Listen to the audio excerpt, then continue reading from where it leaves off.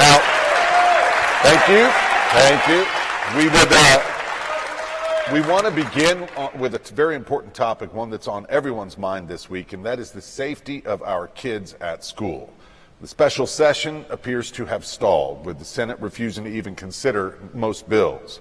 Are there specific bills that you would like to see the legislature pass during this special session? Again, each candidate has 90 seconds to answer, and we will begin with Alice.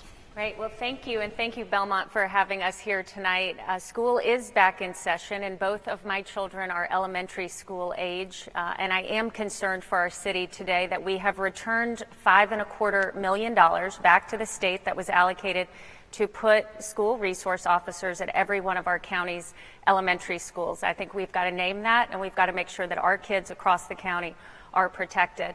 In terms of the special session, I am, like many families, saddened that we didn't see more legislation come up. I am very supportive of making sure that we do everything we can to help people store their guns safely.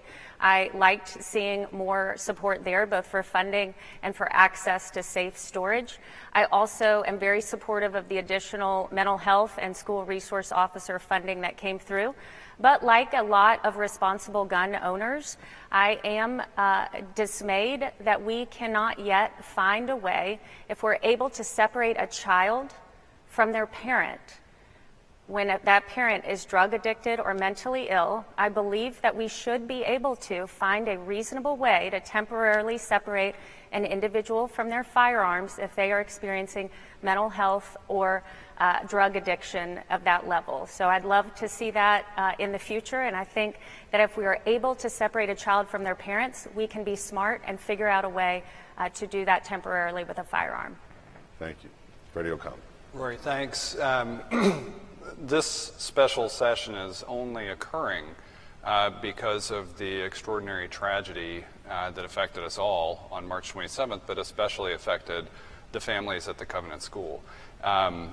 And that is why this entire session should be focused on gun safety. For specific legislation, I'm in agreement. I think the overall thing that we have seen since we've stepped away from national best practices that states have available to them in gun violence, allowing permitless carry, open carry, and no storage requirements in vehicles. The allowances we've offered have meant that one of Nashville's worst epidemics is guns stolen from vehicles. And a gun stolen from a vehicle is very unlikely to be put toward lawful purposes later. The storage of guns and vehicles bill should pass. That's one of the things that I think is most important. Beyond that, I do think a risk protection order bill would be top of mind. It's something that, as mayor, I will continue working with the families that are a part of the Voices for a Safer Tennessee Coalition, the Covenant families, all of whom are calling for this, and I'd like the General Assembly, frankly, to do more to honor the victims of that tragic school shooting. Gun safety, there are steps we can take at a local level that I'll be pursuing starting when I'm mayor. Thank you. Thank you.